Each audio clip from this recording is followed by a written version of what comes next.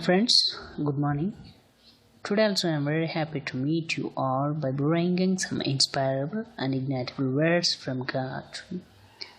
Today I am going to share a thought regarding the true relationship with God. Once in a church, while pastor preaching, pastor asked a question to the believers sitting over there.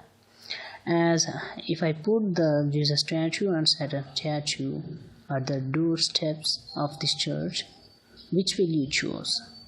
For that all the believers said with a louder voice as we will choose Jesus statue. For that pastor said, very good. Now I'll ask you another question. If Satan's statue is made with gold and diamonds, and Jesus statue is made with clay and stones, now tell me, which will you choose? For this question, no one answered, and the whole church becomes silent. Nowadays, many people do this, and someone does too, for the sake of people, or for the sake of believers, or for the sake of pastor, or for the sake of pastor's family, but not for the sake of love of God. This is what God not expecting from us.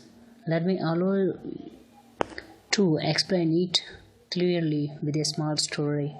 Once there are two families living in a seashore. They were poor. They had children too. Once a rich lady came to the first house and asked their parents a child for adoption, but they refused. After that, rich lady went to the second house. They accepted to give their child. As they were poor, they are unable to give good food and education to the child. Even though the first child is along with their parents, he is always trying to scold their parents for not giving him. But the second child is always thinking about their parents.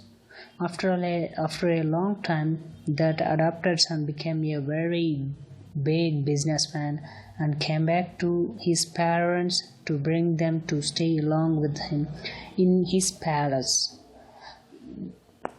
The second house child saw this and he left home by making their parents alone.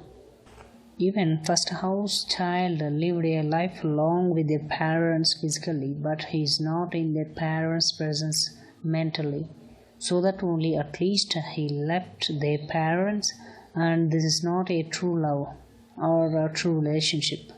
But the second house child, even though he is not lived with their parents' presence, but he lived very close to their parents mentally, so that only again he went back to their parents. This is a true love and a true relationship. My dear friend, I suggest you to maintain a true relationship with God. Thank you.